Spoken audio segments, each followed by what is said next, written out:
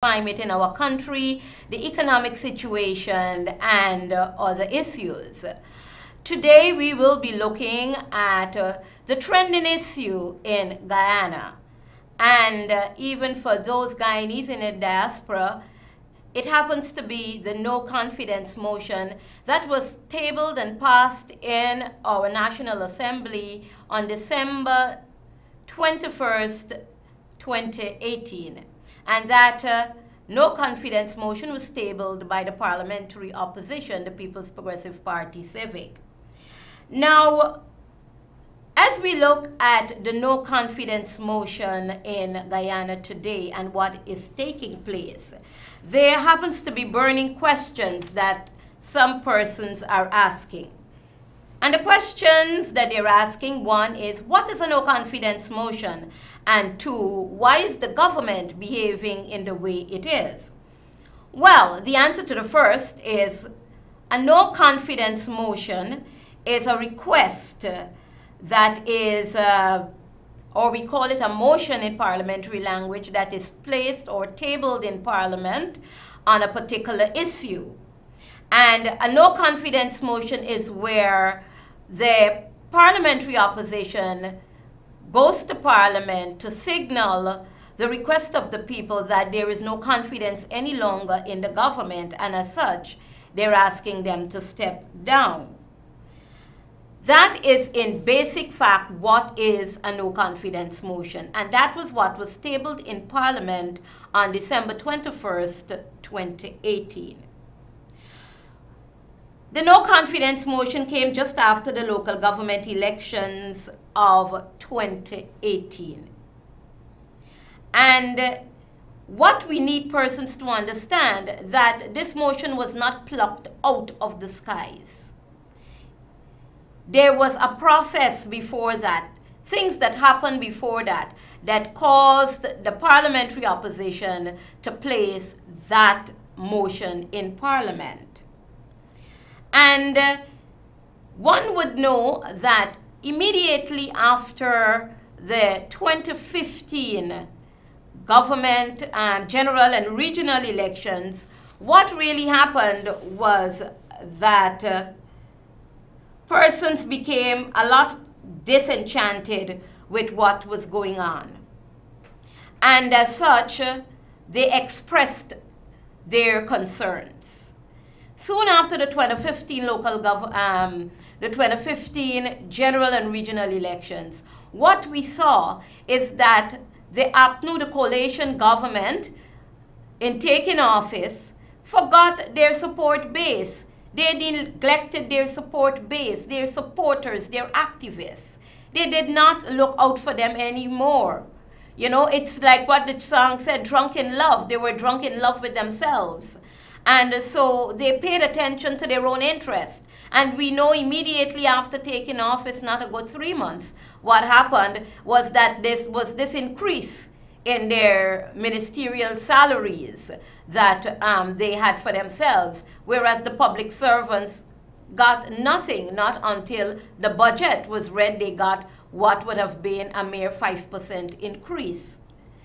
Those and the fact that persons who worked with them and were given a lot of promises of what will be happening for them, the enhancements, the fact that they were going to have this good life, it didn't happen for them, and so persons became, you know, disheartened. They became very concerned. We saw the increase in the first budget.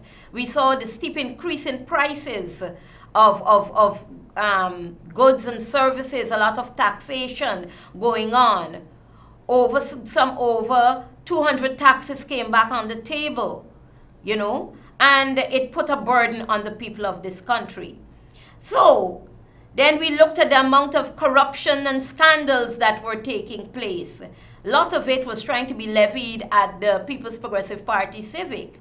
But what we saw, that on the campaign trail, they were promising to have a lot of the PPP officials, that they will jail them, and they were going to do all these forensic audits. But what the forensic audits turned up with was things that happened, that the process, you know, little niches in the process of you know, transactions as it relates to the normal workday situations. They didn't find anything to jail anybody and to be able to charge them with. A lot of the charges were dropped. And so they failed on that, what they claimed, that they were going to bring PPP officials, government officials, to justice. We saw a lot of scrambling with Sarah and Soku trying to put charges on persons, but it couldn't hold. And then we looked at the fact that the signing bonus for the ExxonMobil, that was, you know, hidden under the table until the People's Progressive Party Civic brought it out into the open. And so persons were looking at these situations and they became disenchanted with the government. And so when we went around on the local government elections campaign, persons from the very support bases of the coalition government were saying to us that they were dissatisfied, that they were not happy with the government. Life was hard. Their businesses were closing. The small persons who had their little small businesses, they were closing down. People couldn't send their children to school any longer. Persons who were getting contracts under the People's Progressive Party Civic government, even though they might not have been members or supporters, were no longer getting any of these contracts, even though they would have voted and supported the coalition government. And so it became the mandate of the opposition, the People's Progressive Party Civic, to put that request to the parliament, because that is what the opposition is there for, to look after the interest of the people. And that motion was tabled in parliament, and when it was tabled, the government, the coalition said, bring it on, we can deal with it. We're going to succeed with it. Well, it was tabled and it was debated. And after being debated, it was lost. But I'll come back to that a bit later. One of the other questions that I said is, persons will ask, is why is the government behaving this way? And, you know, for those of us like myself who would have been former members of the PNC and would have now joined the ranks with the People's Progressive Party Civic, we are not surprised at the attitudes and the actions of the coalition government, because it's like a common attitude. It's a pro-PNC attitude, you know, of the APNU-led coalition government. It is a vintage kind of style that they have. There's no acceptance of defeat, which leads to, you know, the attitude of hostility. You know, I have the right not to be defeated, and I'm not going to accept defeat. And that kind of attitude leads to a lot of hostility. You know, persons who are supporters and activists feel that they should become hostile to other persons. How dare you, you know, do something that will defeat us? And then you have the exclusive right to rule that, you know, leads to the attitude of bullyism. It's a type of political egotistic attitude. You know, I am the only party that should rule this country. And it comes back to the time, I think, of when there is this mindset of some persons who feel that because it was the PNC who was in government when this country became independent, that nobody else has the right to rule this country. And so, you know, this exclusive right to rule attitude that, you know, brings on the bullyism. I'm not going to take defeat. I'm not going to stand back. It is my right to run this country. And so I'll bully my way through. I will not respect the rule of law of the country once it's not in my favor.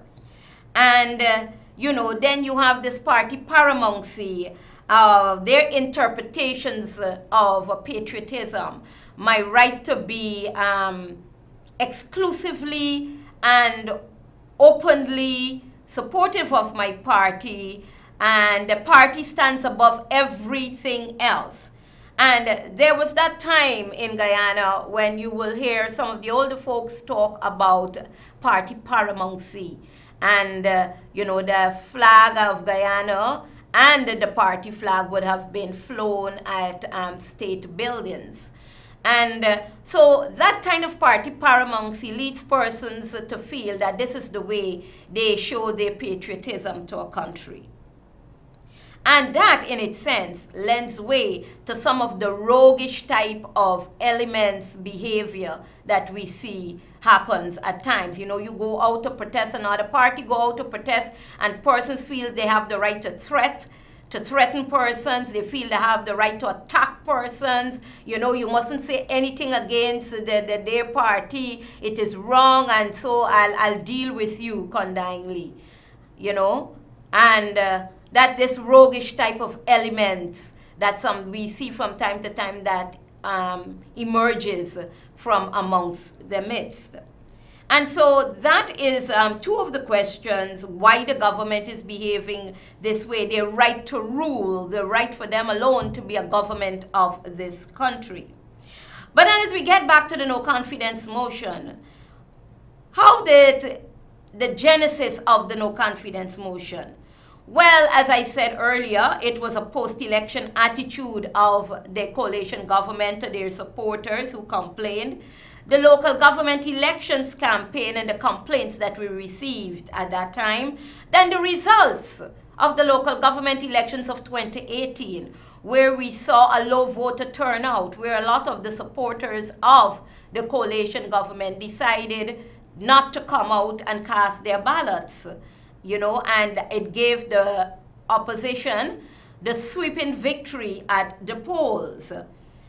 Then the opposition had did an analysis of the economy. What was happening in our country?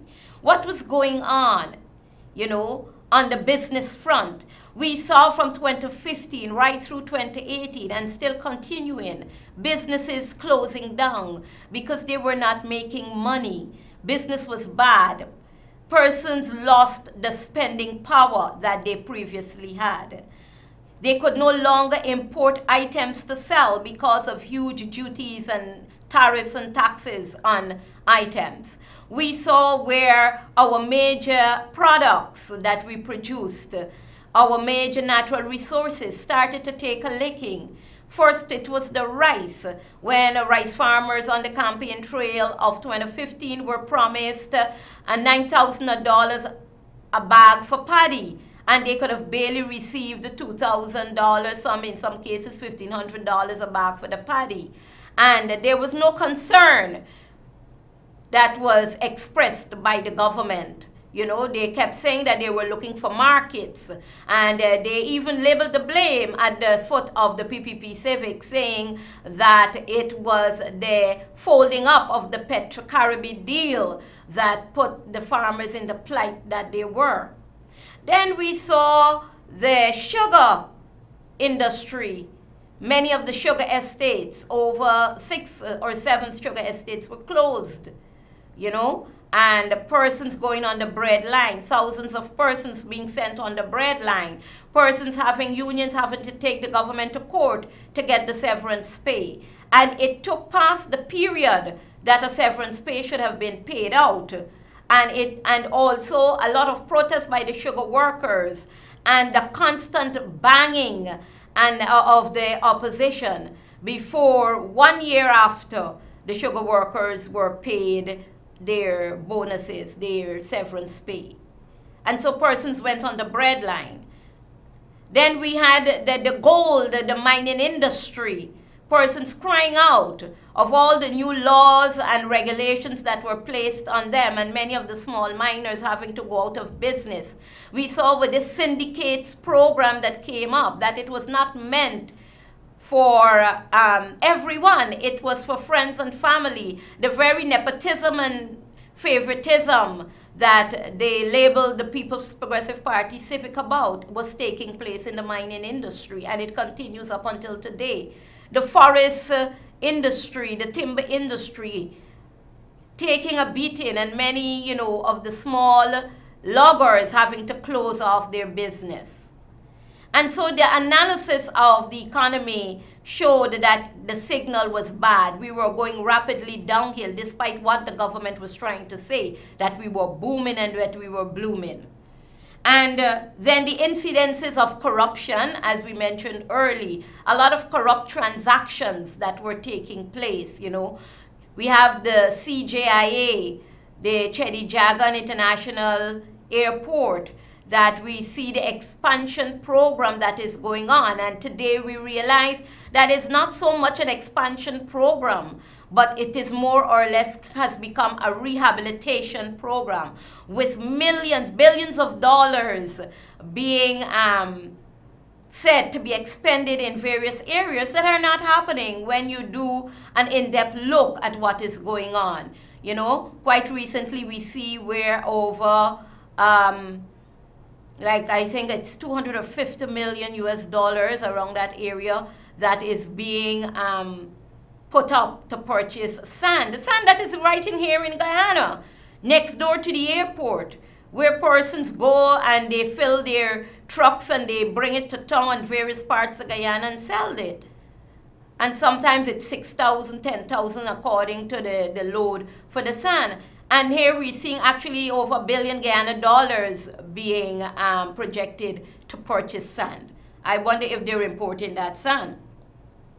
And then along with that, the high increases in the taxation and goods and services, where even the very small vendors were now having to pay taxes and get license and, you know, to show how their sales are going and all these kinds of things, you know. And it placed a burden on persons who were trying to do business to get a livelihood. The many unfulfilled pre-campaign promises, the steep increases in pensions and salaries, wages and salaries, that has not happened, has not come to light. Yes, the government will want to say that there is a lot going on with the increase in salaries for public servants. The threshold has moved. But what about the spending power? You can move the threshold. But what happens to when persons have to pay added monies on services, on goods, VAT on electricity and light and water and, you know, so many things. The subsidies that were taken away from the pensioners for light and water. And it's being said that, oh, just a few were having it. But then why didn't you then, coming to government, make sure that you put a system in place that everyone had it? Instead of that, you taxed it. And the petty increases in the old age pensions, you know. Last budget saw an increase of $1,000. Nothing to shout about. And then we also saw where the jobs that were promised to the young people of this country not coming to light. They're still waiting there to have these jobs. They were told that the government don't have a responsibility to provide jobs or go sell cook-up and plantain chips. The insult that would have been levied to our young people in this country, who many of them went out very early to vote for the coalition to become government. Today, they're still waiting in line to have those jobs, and many of those who had jobs lost them. Many of them who worked on the various projects across this country, they lost those jobs. And so, the very attitude of the government towards all the issues and the complaints, you know, I just don't care, I can't be bothered about what is going on in the country. I'm looking after myself, building big mansions, you know, going out on these tours, as we call them, supposed to be business trips, and persons flying out with their families and all expenses paid and that kind of thing. That has been going on. But very little or no concern for what is happening to the country, what is happening to the people in the country. And so those were some of the things that the parliamentary opposition took into consideration, looked at, and decided that the cries of the people of this country must not go unheard of. we had to take a stand. A stand had to be taken, and hence the drafting and the tabling of the no confidence motion in our National Assembly. We had to heed the cries of the people of this country. The no confidence motion was taken to Parliament. And what happened at that time? The no confidence motion, the debate was done. But after the debate, during the debate, what we saw is that the government did not, have any kind of evidence to prove that it was worthy of staying in government. They did not put up a fight. There was no proper excuse that they could have given. Instead of that, during the debate, it was the usual blame game, blaming the People's Progressive Party Civic for everything, going back in time and trying to pull out issues from way back when. But no accountability, no proper and steadfast accountability of their tenure from 2015 to the 2018 period of what they'd done, the development that took place, the initiatives that they brought on board, the policies that they implemented that would have bettered the lives of the people of this country. Nothing was done by them during that debate. And one sat there and wondered, what accountability were they really given for their tenure? And the fact that they could not give an accountability for their tenure and what they brought to the table was in fact one of the major reasons why they should not continue to be the government. We continue to say that all the projects that are taking place today were projects that were drafted by the People's Progressive Party Civic Administration when in government. It's like photocopying what you see. You go there, you meet something, you continue with it, but what is happening is that you're bringing nothing new, nothing better to the table as it regards the development of this country, the forward movement of this country. And at the conclusion of the sitting, what we saw with the no confidence motion, it was put to a vote. 33 persons voted in favor and 32 voted against. And that 32 was from the government side. The 33 was from the parliamentary opposition and 1 from the government side. And we know the ruckus after, and that continues to take place because of that 33 to 32 vote that was passed in favor of the no confidence motion being tabled. But what I want to bring to the attention of you viewers is the fact of what took place that night when that no confidence motion was passed, when it was tabled, when it was debated, and when it was voted upon, and the vote was won in favor of the no confidence motion. That night, in the minds of each of the legislators, when the vote, the results of the voting was announced,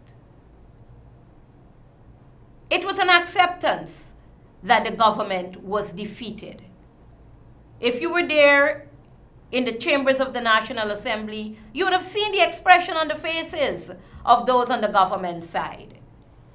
And at the conclusion of that sitting, the Speaker pronounced the results of the voting on the no confidence motion, which was in favor of the motion. And even further, because this is now this new twist in it, that the vote, the amount of votes cast in favor is not valid.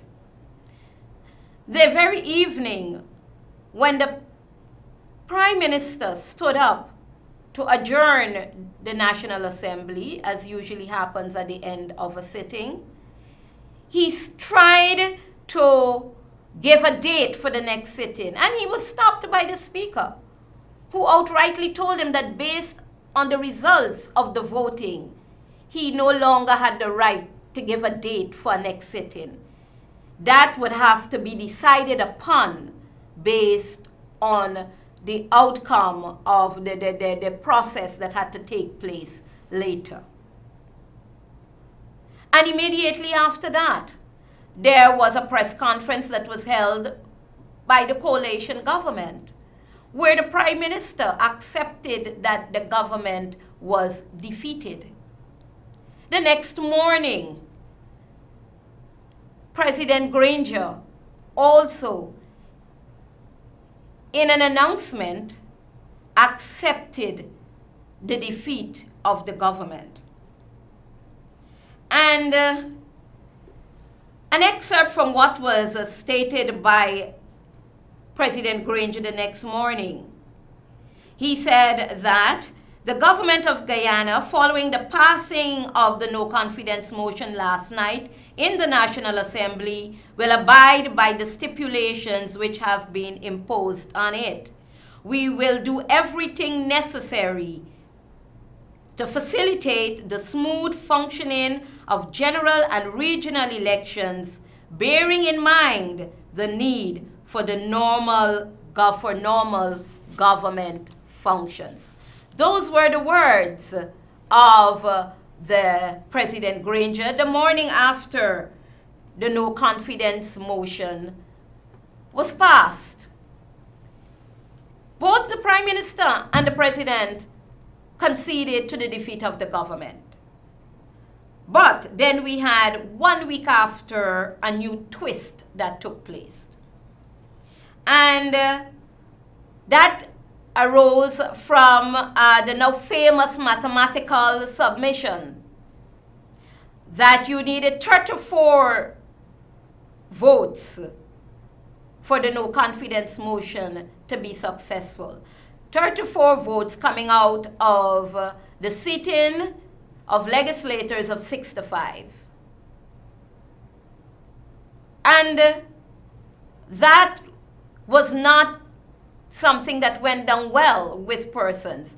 Because if you have 65 persons sitting, 33 and 32 is what makes a 65, 33 being the greater number.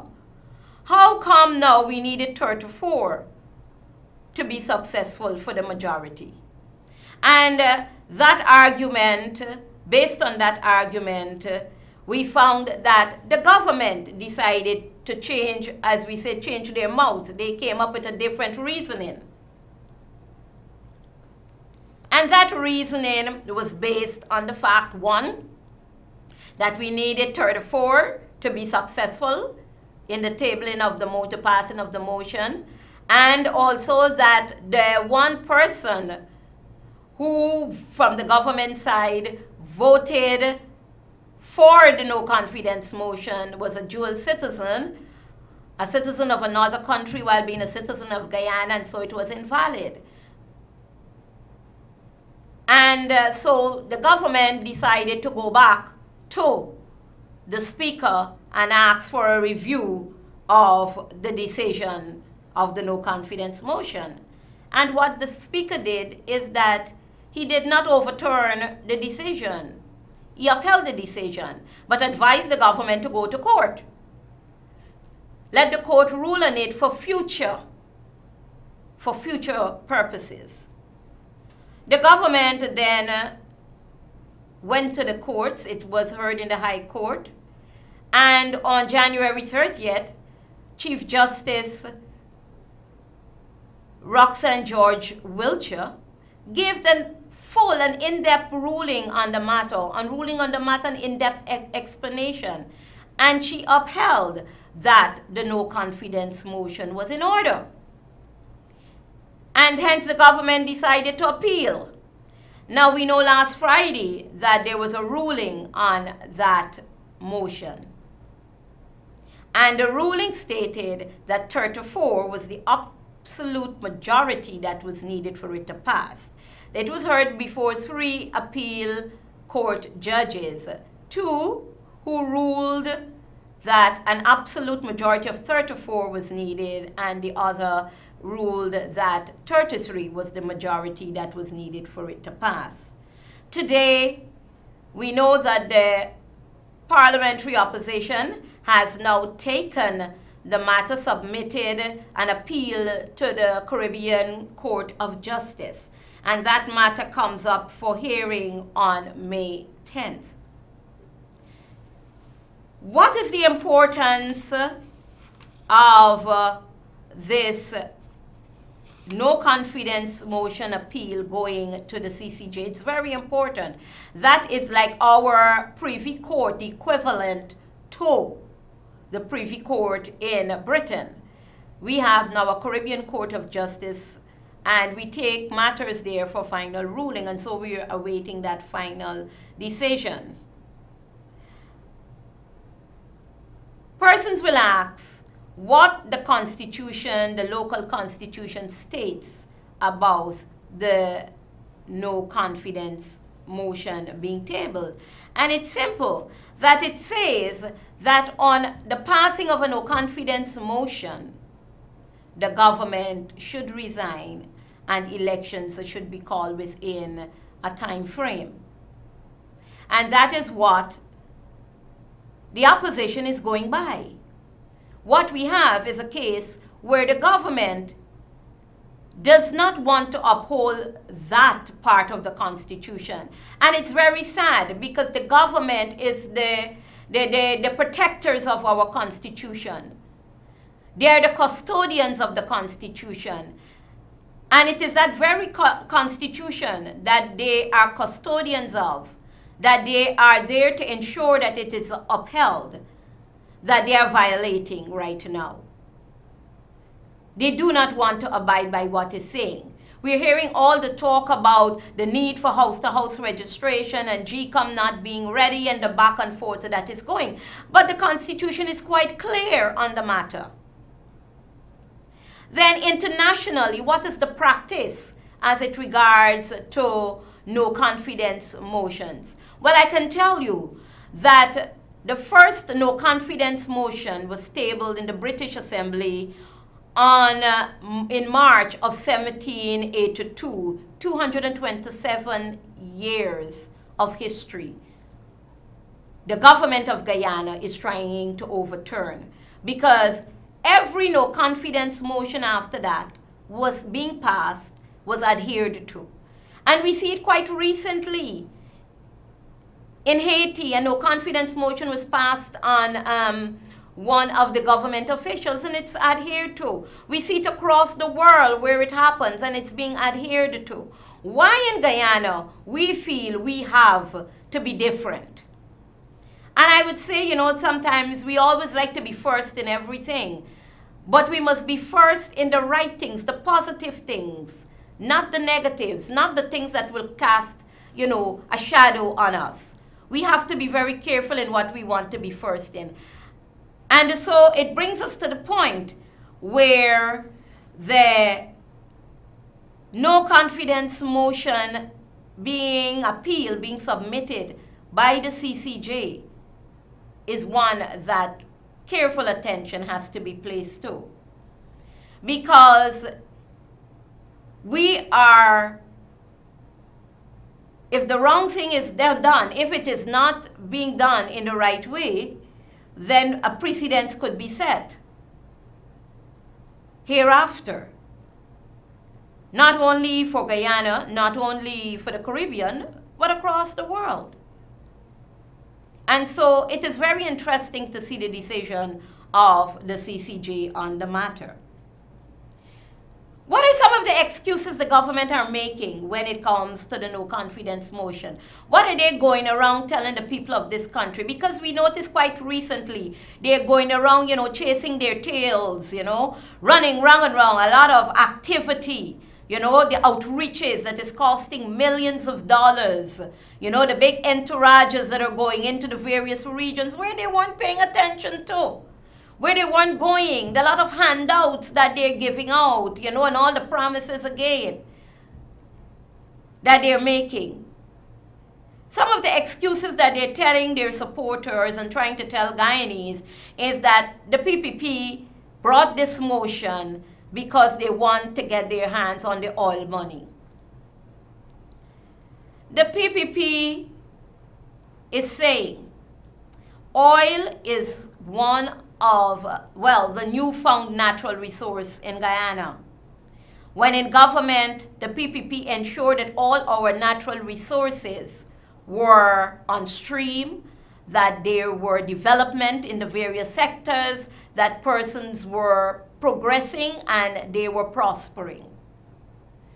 The PPP is saying that when it comes to oil, they're not happy with the kind of arrangements being put in place as it relates to the profits and the benefits that Guyanese should reap from this resource. They're saying that we should not put the other resources aside and just concentrate on oil, that oil should complement the other resources that were there before, making us much richer and much wealthier as a nation. The PPP, they're going about saying that the PPP should not be put back in government because they're corrupt. And they have some of the most corrupt persons that were ever in government. But when we look at what is happening today, a mere actual 4 years after being in government, the corruption, the scale, the large scale of corruption that is taking place in our country, and you don't have to dig deep to find it. How dare they say that the PPP is corrupt when they are yet to bring one single charge against any government official from the People's Progressive Party Civic Administration? They're also saying that the government is only there for 4 years, so they need a second chance. They haven't had enough time because they were busy, chasing after the PPP and the corruption that was taking place. When the PPP came to government in 1992, it didn't make excuses after 4 years. It hit the ground running. It made sure that policies were put in place, that development went on stream, that we were taken out as a country out of the state of debt and poverty that we were in. And Guyanese started to breathe fresh air with regards to the economy and its finances and development, investment. We didn't make excuses. Then there is also the saying that, the government only had this 4 years to address issues and that they need a second chance to prove itself. When you were in opposition, when the current government was in opposition for 23 years, that the PPP was in government, any opposition spends its time seeking to become the government of the day, and so you have to start drafting your policies and your programs that will enhance the country and better the lives of the people, not just give talk and promises. And so there is no excuse that could be given for coming into government and only 4 years and you can't do anything. It didn't take you 4 years to raise your salaries and to buy the high-end vehicles and build the mansions and go on the big trips, all expenses paid. It didn't take 4 years for you to do that. So why should it take more than 4 years for you to develop this country? When Guyanese went to the polls, when the supporters of the coalition government went to the polls and voted for them, they voted for a better life. They voted for enhanced living, prosperity, progress. That is what they voted for. They're yet to have it. They're yet to achieve it. So there's no excuses that could be given. But what is the reality of the situation as it is at this time? We're hearing it needs 34 persons to vote in favor of a no confidence motion for it to be successful. But when we look from the time the government came to office, it took 33 for them to succeed with the passing of any bill of any motion and of the four budgets, national budgets that was passed. So if now we need 34 for it to be successful, then it means that all the budgets passed are void. They're null and void. And so the spending that took place out of those budgets are fraudulent. The contracts that were given are fraudulent. Every transaction that done out of monies that was tabled and budgeted for and passed is null and void. That is what we're saying at this time. So I just don't know what is the mindset of the government that we're having. The reality of it also is that after March 21st, the government is illegal, because by then the 90 days would have passed, the period that general and regional elections should have been held based on the successful passing of the no confidence motion. So we're having an illegal government in place which continues to operate as if it's business as usual. And to add to it, the fact that the appeal court ruled in favor makes it much the merrier. And what we saw happening is that quite recently, you know, we had this upsurge, and we had I think it was on Thursday, you had this big event at the Square of the Revolution where they were bringing the government to the people. And all the agency coming out, you know, and you had all the air-conditioned tents and that. Persons sitting in the sun waiting. And what persons came away with? Nothing. They came away empty-handed. It was another charade, another circus, another blindfold, another diversion tactic of the government of this country to fool the people again that, you know, they can make things happen, but, you know, you need to give us a chance. You need to support us that we are still the government of the day and that the no confidence motion is null and void. That is what they were trying to do last weekend. We see also that the government, as we know, is very fearful because there is this dwindling support of their support base. They're seeing it happening, and they're fearful of going to elections. So we have a lot of the dilly-and-dallying going on, baiting for time that is happening. A hunting for a lifeline, you know, looking to see whichever lifeline it could get. The outreaches. And we know when they were in government previously, it was called Meet the People Tour. You know, the various outreaches as they call it now. Now you're seeing all the roads trying to be patched up and areas trying to be cleared and, you know, things trying to happen. These things are a given when you were voted for. Why it took a no confidence motion to be passed against you, for you to come out of your offices to go and speak to the people, hear their concerns, and try to do something. So when this happens, it means that the government is trying a thing, you know, trying a thing to keep itself alive and well. And it is something that should not happen. The people need to be looked after. Their needs need to be fulfilled. That is the mandate of a government. We see also where they're having these concerts and, you know, international artists. And we remember the famous email from a certain minister of government to talk. That is the thing you do, you know, keep them happy with the concerts.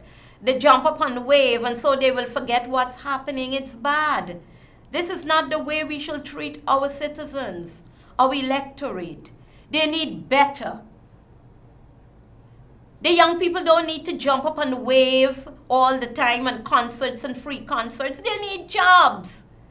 They need house lots. And that brings us to the fact that since this coalition government came to office, they have not issued one single new house lot.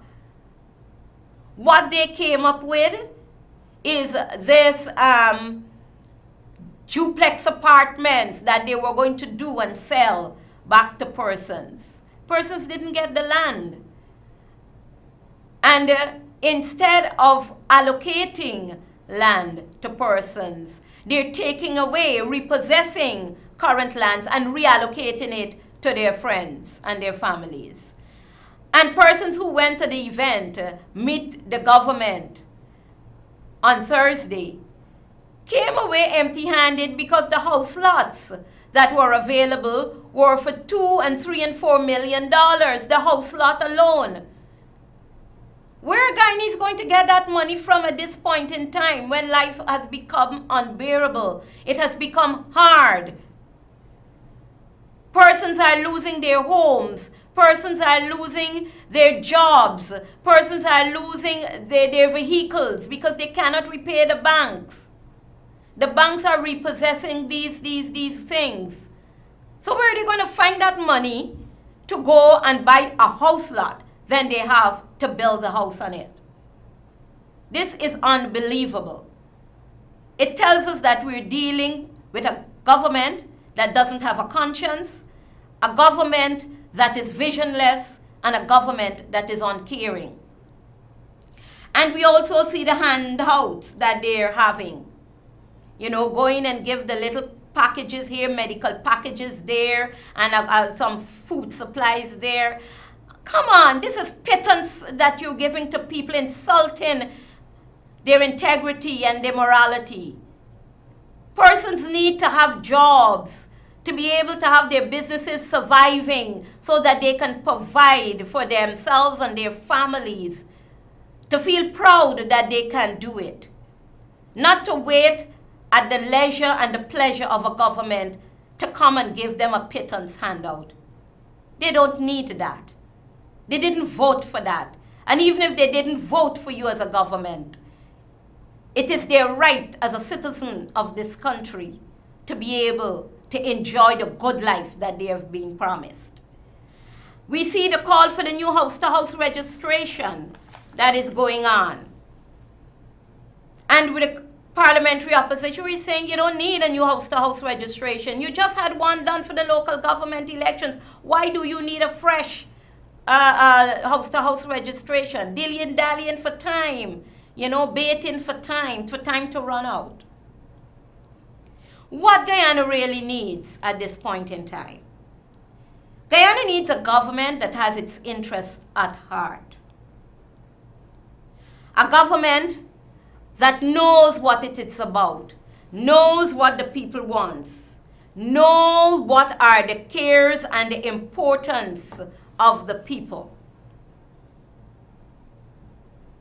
They need a government that will keep its campaign promises. Not just promise for the sake of promising, because promises are comfort for a fool. But they need a government that will bring to the table policies, projects that will allow them to develop themselves and be able to live. Workable policies and projects that can be implemented, not dream projects and dream policies. They don't need to be sent to La La Land. They need the truth. They need policies that together with a government they can work on and make it become a possibility, a reality. A country needs a government with vision and the will to accelerate development, the willpower to go forward, the willpower to make things happen, the willpower and the vision to see the country at a different level, the people at a different level, that generations after they can continue to benefit from those policies. They need a government to accept that it is illegal and respect the Constitution, uphold the Constitution, respect the rule of law, keeping in mind that it has a mandate for elections and to accept and in an acceptable time frame.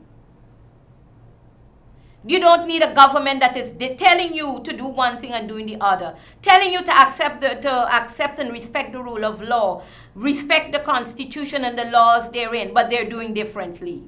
So it's like, do as I tell you to do, but not as I do. That is what we're having happening. A country doesn't need a government like that.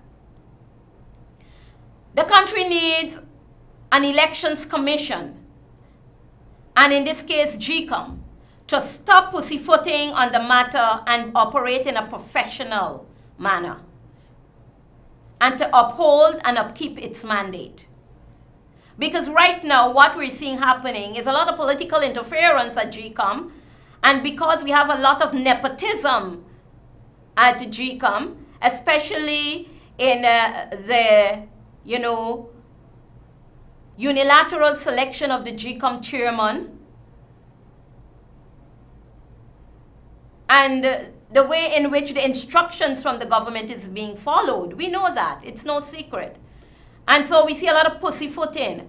One time we're hearing that GCOM is prepared, ready and prepared when the no confidence motion was tabled first. And then now that it's going out of the favor of the government, we're hearing they're not ready. You need a new timeline. You need a new date and all of that. You need new registration. The questions that are being asked is, what are we paying GCOM to do? GCOM is there, and all the time GCOM needs to ensure that it is ready for elections at any time. But we're seeing a difference here now at this time. They're not ready. They need a new, instead of GCOM guiding the process, it is being guided in the process. And we must also remember that our leaders, that we are role models to the people of our country, and we need to lead with integrity. We need to behave in a manner that is respectful to the people of this country, one that they can look at and adhere to. And it tells us that the integrity of our country is utmost at all times. We need to ensure the integrity of our country. We need to ensure that our people are looked after, that the interests of our people are looked after.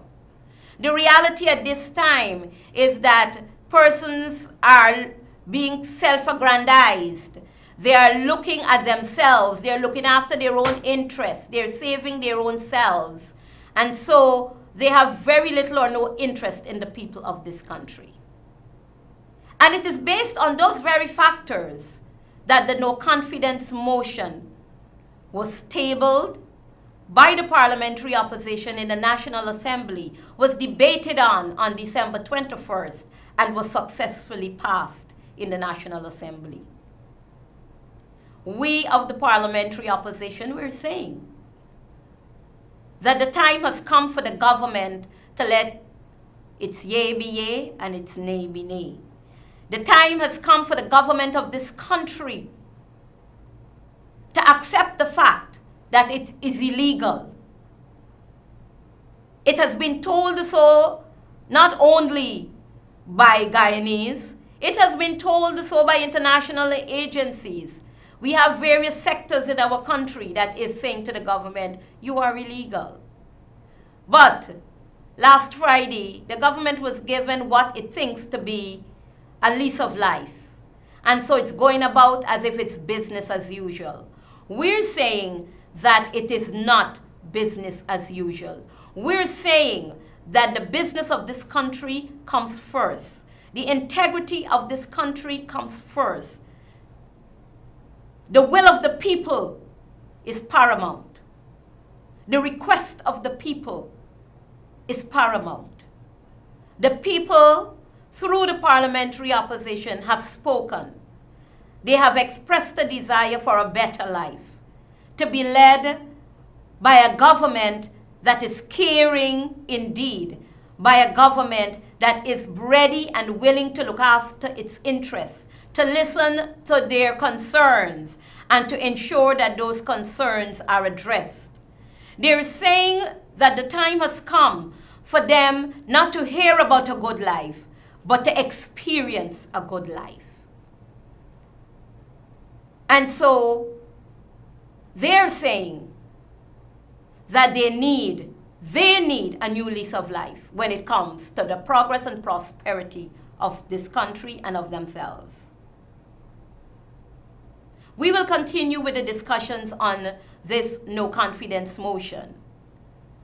Next week, our guest on Talk Back with Gillian will be Mr. Joseph Hamilton, Member of Parliament of the People's Progressive Party Civic.